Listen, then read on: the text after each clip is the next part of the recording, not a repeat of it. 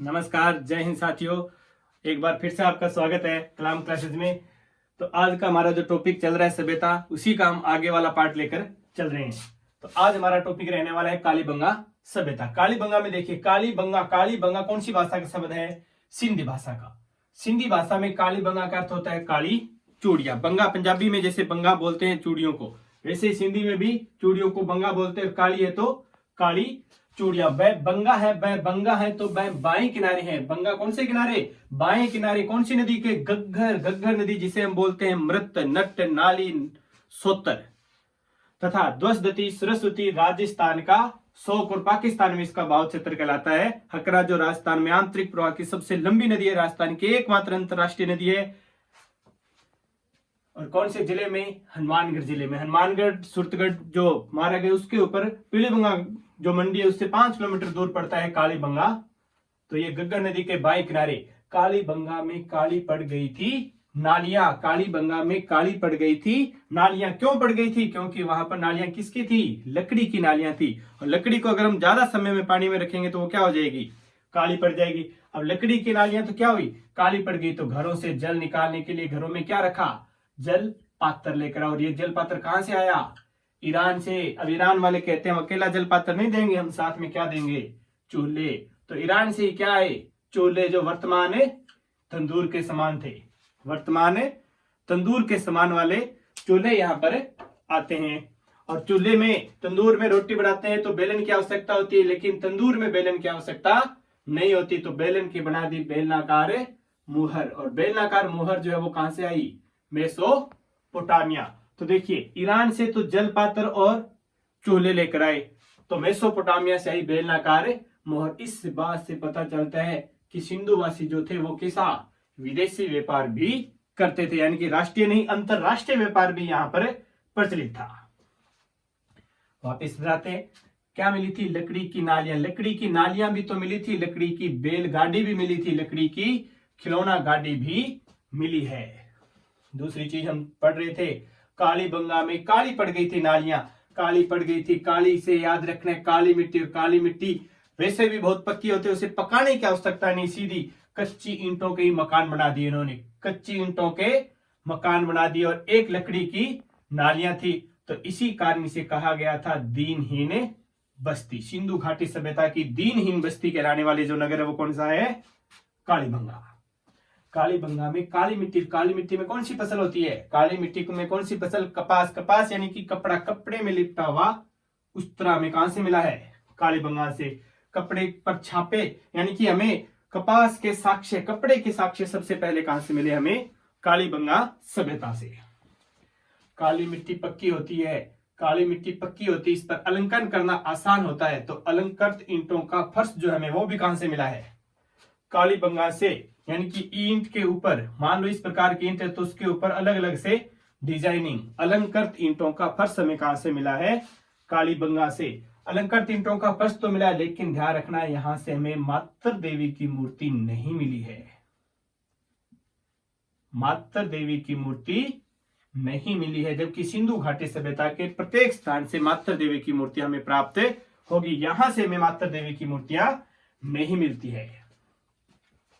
कालीबंगा की ओर ध्यान की बात करें तो कालीबंगा की ओर सबसे पहले ध्यान आकृष्ट किया था। हम कुछ अलग स्टाइल करते हैं, कुछ अलग स्टाइल करते हैं तो हमारा ध्यान, जैसे मान लो कि आप में से कोई एक दिन बाल जैसे नॉर्मल हेयर स्टाइल है बिल्कुल खड़े कर ले तो सबका ध्यान आकृष्ट होगा या नहीं होगा?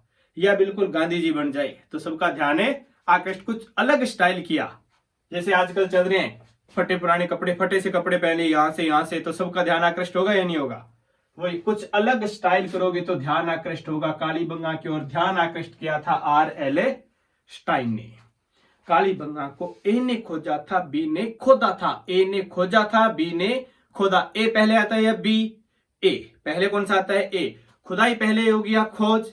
तो पहले हमेशा क्या होगी? खोज होगी। ए पहले आएगा, खोज पहले होगी, तो पहले खोज होगी। तो ए पहले आ रहे अमलानंद घोष, इसकी खोज कर रहे हैं 1952-53 में। बी बाद में आता है, खुदाई बाद में होगी, खुदाई बाद में होगी। बी बाद में आता है, खुदाई बाद में होगी। यानी कि उत्खनन का कार्य किया था B.V. लाल, ब्रजवासी लाल, और बी के थापर बाल कृष्ण थापर ने 1961 से 69 के बीच। तो ये इतनी बातें आ गई इसकी खोज और खुदाई से, ये कुछ बातें यहाँ पर। अब जो बातें रहेगी वो हम 1 से 7 तक के क्रमांक में हम लगातार पढ़ेंगे और उससे याद हो जाएगा 1 2 3 4 5 6 और 7, इन 7 आंकड़ों में सारी बातें आ जाएगी इसकी। देखिए 1 नंबर सिंधु सभ्यता का स्वतंत्रता के बाद राजस्थान में खोजा गया 1 नंबर स्थल था। 1 नंबर स्थल था राजस्थान में। रेगिस्तान में खोजा हुआ भी 1 नंबर। अब रेगिस्तान में खोजा है तो रेगिस्तान का जहाज यहां से मिलेगा, यानी कि रेगिस्तान का जहाज किसको?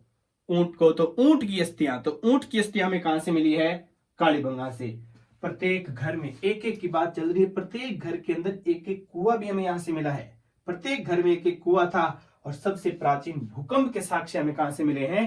कालीबंगा से। तो ये तो थी 1 नंबर वाली बात कि 1 नंबर पर सबसे पहले। अब बात करते हैं 2 नंबर की। 2 नंबर जिसमें 2 का आंकड़ा। देखिए दोहरे जुते हुए